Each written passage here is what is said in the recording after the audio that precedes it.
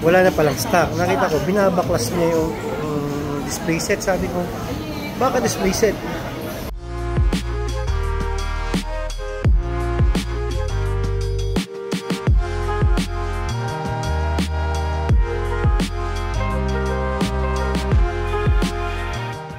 I think I'm going to get this one na dito. Budol! Ito naman. Ayan, nakapili na tayo. We'll get the A7 IV. And I'll get the A7 IV. Very nice. Ayan, galing tayo sa TK Photo. Ayan, TK Photo. But, we're going down to SLR Revolution. Kasi doon namin binili ni Job yung camera ko dati. Yung A6400.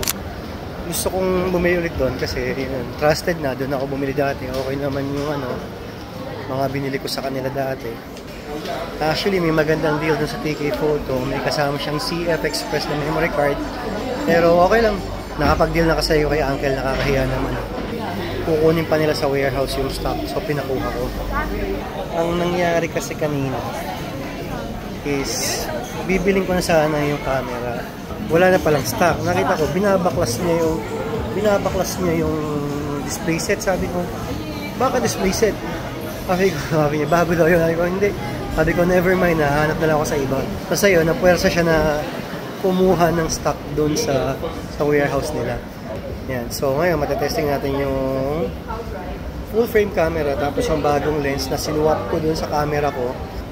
Nagbayad siya ng cash, then the lens. So, let's see kung magiging okay yung lens na yun. So, the lens is 70-300G. OSS, so meaning may stabilization. So it's here at Peninsula Plaza. Ayan o. Peninsula Plaza. So, ayan na. Yo. So this is A7 IV. I see. Unboxing. Kaya, Ken. Okay. And yeah. Sir, may unboxing mo. Okay. Very nice, huh? A7 IV. Okay. Great. Alright, so we're at SLR Revolution. So, my first camera I bought here also. Nice, huh? Alright, then.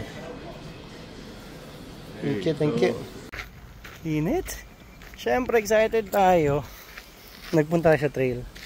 Para makapag-picture tayo saglit. Matesting natin yung camera. Siyempre, susunod aabutin ka na naman ng 1 linggo bago makapag-trail, diba? Hindi ang tagal na aantayin ko bago ako matesting yung camera. Nakaka-boring naman pagka mag-picture ka lang ng mga stills, sarili mo pipicturean mo, magre-review ka ng autofocus at ganun lang. Corny, diba? So, kailangan testingin natin to sa mga tropa nating riders here. So, ayan. Pagod pala pag walang bike.